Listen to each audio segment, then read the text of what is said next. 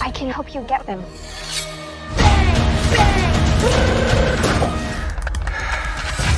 I'm Kate.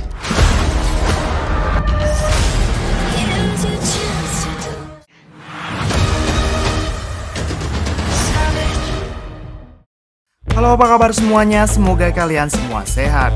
Kali ini si Bray akan membahas alur cerita film yang sangat seru berjudul Kate. Bercerita tentang seorang asasin atau pembunuh bayaran Amerika yang ditugaskan untuk menumpas para petinggi Yakuza.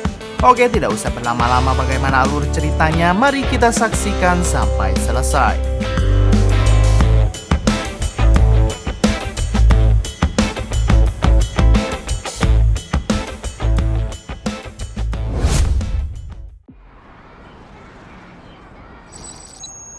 Film dibuka di Osaka, Jepang, dan kita akan diperlihatkan sebuah mobil berwarna pink tengah menuju ke suatu tempat. Di dalam mobil itu ternyata ada seorang wanita bernama Kate. Diketahui Kate ini adalah seorang asasin atau pembunuh bayaran yang sangat ahli menggunakan senjata sniper. Saat itu Kate ditemani oleh mentornya sendiri yang bernama Ferric ini kepalanya. Selama 13 tahun Kate menjadi pembunuh bayaran, ia tidak pernah sekalipun gagal dalam misi dan ia juga cukup disegani di kalangan mafia Amerika. Diketahui misi Kate kali ini adalah menghabisi ketua Yakuza dan wakilnya.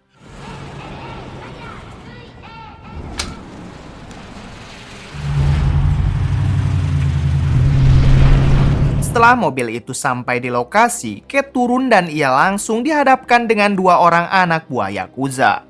Kate pura-pura bertanya alamat, namun tiba-tiba setelah menghabisi dua orang tersebut, Kate naik ke atas untuk menemukan spot menembak. Kate yang sudah bersiap di posisi akhirnya melihat wakil ketua Yakuza yang baru saja turun dari mobil. Sayangnya targetnya itu malah membawa anak perempuan yang bernama Annie sehingga membuat Kate ragu dalam menembak. Kate pada dasarnya tidak mau menghabisi seseorang di hadapan anaknya sendiri. Namun karena operatornya terus mendesak, pada akhirnya Kate pun terpaksa melakukan aksinya dengan menghabisi si wakil ketua Yakuza. Sementara itu di mobil yang ada di sebelahnya, sang ketua Yakuza hanya bisa meratapi wakilnya yang sudah tewas. Diketahui wakilnya itu tak lain adalah adik kandungnya sendiri. Merasa keadaan sudah kacau, sang ketua Yakuza pun memilih pergi meninggalkan Annie. Di balik itu, Kate yang seharusnya menembak lagi sang ketua Yakuza, ia malah termenung karena tidak tega melihat Annie yang terus berteriak histeris di depan jasad ayahnya. Pada akhirnya, Kate pun memutuskan untuk tidak melanjutkan misi, yaitu memburu sang ketua Yakuza. Adegan beralih ke Tokyo tepatnya 10 bulan setelah kejadian tersebut. Terlihat Kate sedang berjogging malam untuk membugarkan fisiknya. Di sini Kate tak sengaja melihat sebuah keluarga yang tampak bahagia bersama anak dan suaminya. Saat itu juga Kate langsung berpikir kalau ia juga ingin mempunyai keluarga dan segera pensiun dari pekerjaannya. Kemudian Kate langsung mengutarakan hal tersebut kepada Ferric. I want a life. Ferric mengerti apa yang Kate inginkan, apalagi semenjak kejadian 10 bulan yang lalu, Kate seperti selalu merasa bersalah kepada anak target yang telah ia habisi, yaitu Annie. Di sini Kate mengatakan kalau sebelum ia pensiun, Kate akan menyelesaikan misinya dengan menghabisi sang ketua Yakuza. Look, I promise I'd finish the job and I will. And then I'm out. Setelah itu, Kate pun mulai belajar menjadi seorang wanita biasa pada umumnya dengan nongkrong di sebuah bar hotel tempat ia menginap. Bersamaan dengan itu, ada seorang pria tampan bernama Steve mencoba berkenalan dengan Kate. Mereka saling mengobrol sambil minum hingga pada akhirnya Steve pun bisa mencetak gol di dalam kamar hotel. Setelah cerot, Steve mandi wajib di dalam toilet. Sementara Kate diam-diam memeriksa dompet milik Steve untuk mengetahui di manakah alamat rumah Steve berada. Bersamaan dengan itu, tiba-tiba Kate mendapat pesan dari Ferric untuk segera menghabisi sang ketua Yakuza di sebuah menara tepat jam 11 malam. Kita tahu misinya ini adalah misi terakhir Kate sebelum ia benar-benar pensiun. Kate segera pamit kepada Steve dengan alasan ada urusan mendadak. Singkat cerita, Kate sampai di menara tepat waktu dengan membawa senjata snipernya. Ketika sang ketua Yakuza muncul dan Kate sudah bersiap, tiba-tiba Kate mengalami sakit kepala yang membuatnya gagal fokus. Pada akhirnya, Kate gagal menghabisi sang ketua dan tembakannya hanya mengenai lengannya saja. Kate berlari untuk mencoba kembali, namun lagi-lagi tembakannya meleset. Karena sakit kepalanya semakin terasa berat, Kate pun akhirnya turun untuk melarikan diri. Kate mencuri sebuah mobil lalu bergegas pergi. Sayangnya mobil yang ia curi lampunya buricak-burinong yang malah membuat kepala Kate semakin terasa pusing. Ketika Kate ngebut menuju kediaman Ferric, tiba-tiba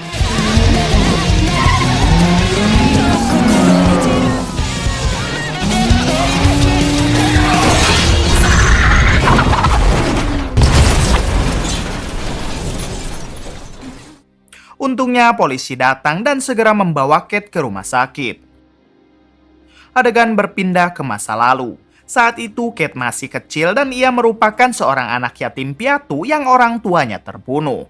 Kate ditemukan oleh Ferric dan Ferric lah yang mendidik Kate menjadi seorang asasin sampai sehebat sekarang.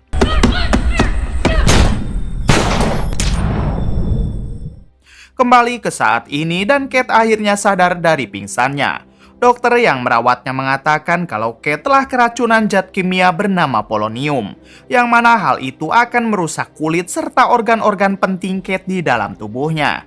Kate bertanya apakah ia bisa disembuhkan. Si dokter menjawab kalau hal itu kemungkinan mustahil, bahkan dokter memvonis hidup Kate hanya bisa bertahan 24 jam.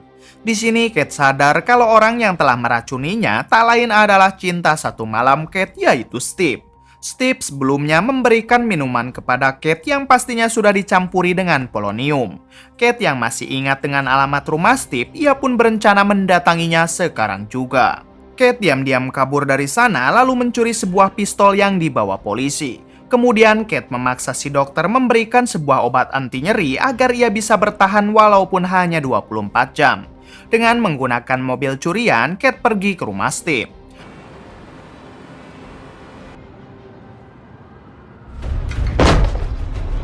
Sesampainya di sana, Kate langsung melumpuhkan Steve sambil menodongkan pistolnya. Di sini Kate bertanya kenapa Steve tega meracuninya. Steve menjawab kalau ia hanya disuruh, dan orang yang menyuruhnya mengatakan kalau obat itu hanya obat biasa. Steve sama sekali tidak tahu kalau itu adalah racun. Istri Steve juga ikut bicara kalau orang yang menyuruh Steve adalah salah satu tangan kanan ketua Yakuza yang bernama Sato. Sato selama ini menguasai keluarga Steve dan Sato berjanji akan melepaskan mereka jika melakukan hal tersebut. Steve dan istrinya memohon kepada Kate untuk tidak menghabisi mereka. Kate yang merasa hal ini bukan salahnya Steve, ia pun akhirnya melepaskan mereka. Setelah itu, Kate menemui Ferric untuk menceritakan semuanya. Di sini Kate mengatakan kalau ia tetap akan menjalankan misi tersebut karena sekarang bukan hanya sebuah misi melainkan balas dendam. Kate bertanya apakah Ferric tahu di mana tangan kanan ketua Yakuza yang bernama Sato biasa berkumpul. Ferric mengatakan kalau Sato biasanya berkumpul dengan anak buahnya di sebuah panti pijat. Kita tahu Sato adalah orang yang telah menyuruh Steve memberikan racun kepada Kate.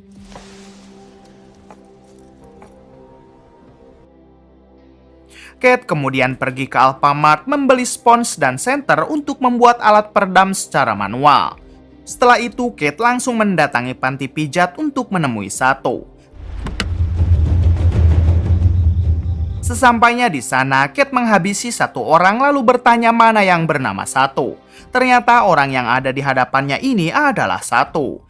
Kate bertanya kepada Sato kenapa ia meracuninya. Sato mengatakan kalau hal itu hanyalah perintah. Kemudian Kate bertanya lagi di manakah keberadaan sang ketua Yakuza karena Kate sadar kalau yang memerintahkan Sato pasti sang ketua Yakuza. Namun karena Sato tidak mau menjawab, inilah nasibnya. Bersamaan dengan itu, anggota Yakuza yang lain berdatangan dan Kate segera menyandra satu orang. Sayangnya pistol Kate macet hingga terjadilah baku hantam yang seru di antara mereka.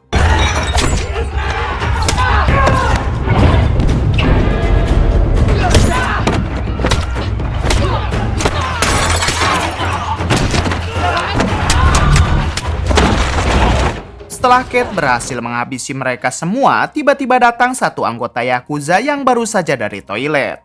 Si anggota yang ketakutan, ia pun mengatakan kalau Annie pasti tahu keberadaan sang ketua Yakuza mengingat Annie adalah keponakannya. Si anggota juga mengatakan kalau Annie sekarang ada di sebuah konser. Kita tahu Annie merupakan gadis remaja yang dulu ayahnya dihabisi oleh Kate di awal film. Annie? Kemudian Kate bergegas ke sana untuk mencari Annie. Kate masih ingat dengan wajah Annie karena sampai saat ini Kate sebenarnya masih merasa bersalah kepada Annie. Ketika Kate menemukannya, Kate pun langsung menghabisi para bodyguard Annie lalu membawanya pergi.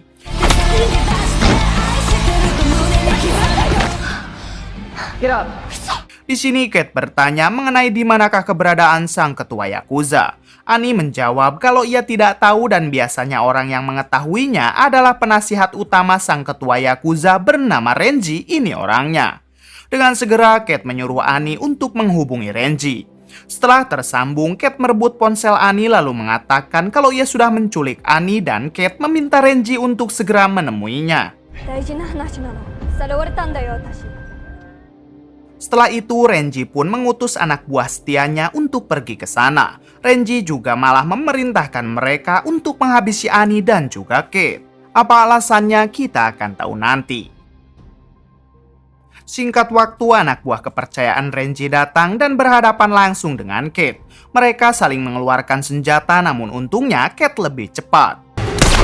Bersamaan dengan itu, para anak buah Renji pun berdatangan hingga terjadilah baku hantam dan baku tembak.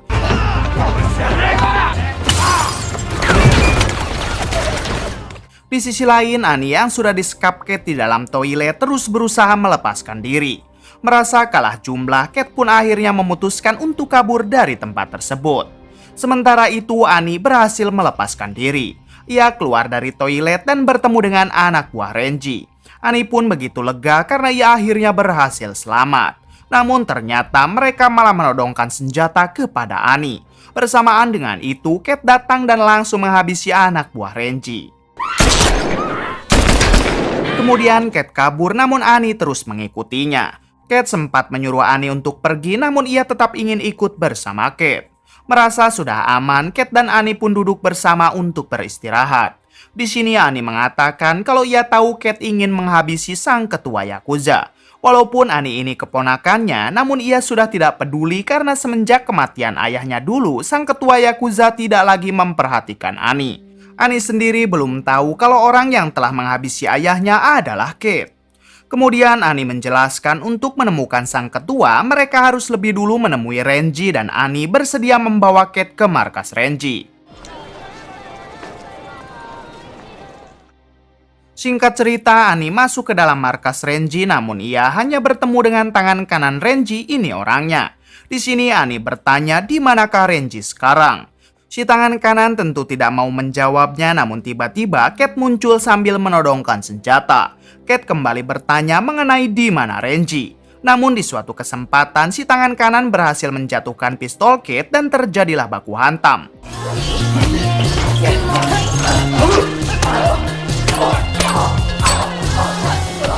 Annie mengambil pistol yang terjatuh lalu mencoba menembak si tangan kanan. Sayangnya tembakan tersebut malah mengenai bahunya Kate. Si tangan kanan menghajar Annie lalu merebut pistolnya untuk segera menghabisi Kate. Namun dari belakang tiba-tiba Annie melakukan hal ini. Kemudian mereka mencoba mencari petunjuk mengenai di manakah sekarang Renji berada. Kate menemukan persenjataan di balik lemari sementara Annie berhasil melacak keberadaan Renji melalui ponsel tangan kanannya. Singkat cerita, Annie menghadang mobil Renji. Dengan menggunakan tangannya, Annie pun menghabisi dua anggota Yakuza yang sedang bersama Renji. Ternyata yang menembak itu adalah Kate. Setelah berhasil memojokkan Renji, Kate bertanya di manakah sang ketua Yakuza berada dan ia tidak akan menghabisi Renji jika Renji mau mengatakannya. Renji menjawab kalau sang ketua hanya mengatakan kalau ia akan pergi ke tempat keluarga. Untungnya Annie tahu tempat keluarga yang dimaksud tersebut. Sebelum pergi, Kate menyempatkan menghajar Renji sampai tak sadarkan diri. Ketika hendak menuju ke sana, Kate menghubungi Varric untuk memberitahu lokasi sang ketua Yakuza. Kate ingin dijemput oleh Varric setelah ia menghabisi sang ketua Yakuza karena Kate merasa hidupnya hanya akan bisa bertahan beberapa jam lagi.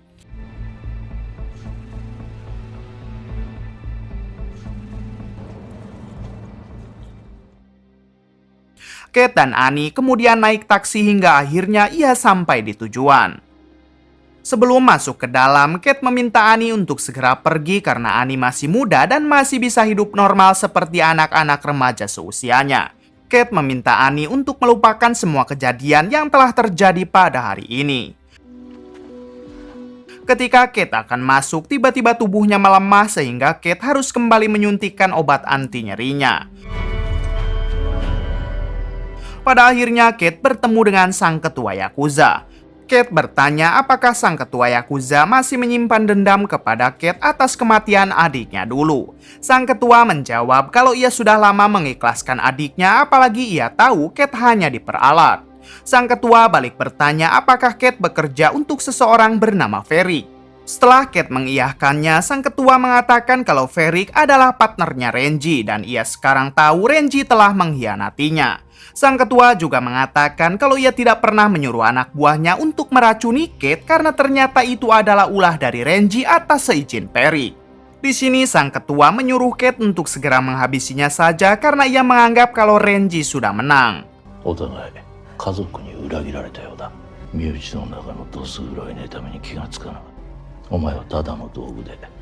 Di luar rumah, Annie yang masih belum pergi tiba-tiba ia didatangi oleh Varric. Varric memberitahu Annie kalau orang yang telah menghabisi ayahnya adalah Kate. Varric juga akan menjadikan Annie seorang pembunuh bayaran di masa mendatang seperti Kate dulu. Ketika berbincang, tiba-tiba terdengar suara tembakan yang artinya Kate sudah menghabisi sang ketua Yakuza. Kate pun keluar dan bertemu dengan Varric dan juga Annie. Kate meminta Annie untuk tenang dan ia juga melarang Annie ikut bersama Varric. Namun Annie yang sudah dikuasai amarah dengan tega menembak Kate hingga tak sadarkan diri. Annie tetap memutuskan untuk ikut bersama Varric. Setelah mereka pergi, ternyata Kate masih hidup karena tembakan Annie tadi hanya mengenai bahunya. Tak lama datang sang ketua Yakuza memberikan obat yang dijatuhkan Kate. Rupanya Kate tidak jadi menghabisi sang ketua karena mereka sepakat akan memburu Renji dan juga Varric. Di balik itu, Varric membawa Annie ke kediaman Renji. Varric mengatakan kalau ia akan merawat Annie seperti dulu ia merawat Kate. Di sini Varric juga memberikan selamat kepada Renji karena sekarang Renji sudah sepenuhnya menjadi ketua Yakuza. Mereka tidak tahu kalau sebenarnya sang ketua masih hidup. Di sisi lain, Kate dan sang ketua sedang bergegas ke kediaman Renji. Sesampainya di sana, ternyata yang datang bukan hanya mereka berdua, melainkan dengan para anak buah sang ketua yang masih setia kepadanya. Mereka segera ngacak-ngacak markas Renji dan menghabisi semua pengkhianat yang berpihak kepada Renji, termasuk para anak buah Varric.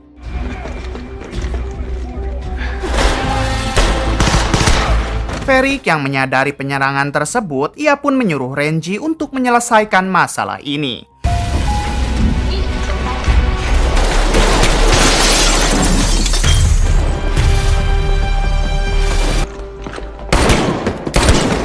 Di suatu kesempatan, akhirnya sang ketua berhasil memojokkan Renji. Di sini ia menantang Renji berduel dengan pedang katana. Jika Renji berhasil menang, maka Renji berhak menjadi ketua Yakuza.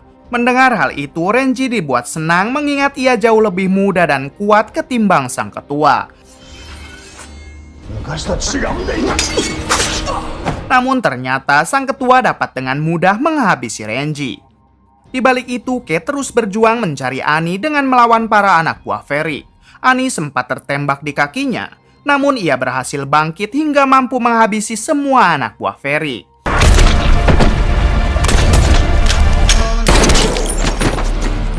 Pada akhirnya, Kate menemukan Annie yang sekarang sedang disandra oleh Varric.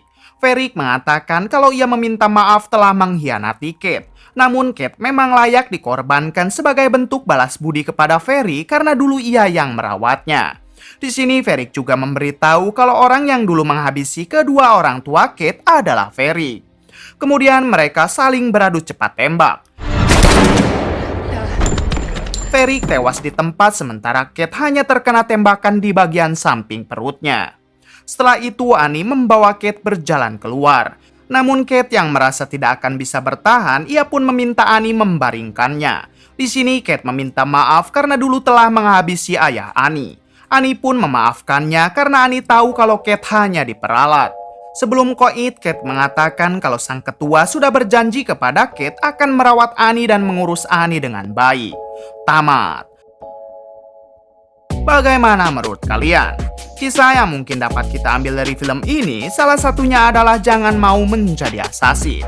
Oke, cukup sekian dari saya. Mohon maaf bila banyak kesalahan. Salam dari Bray Movie.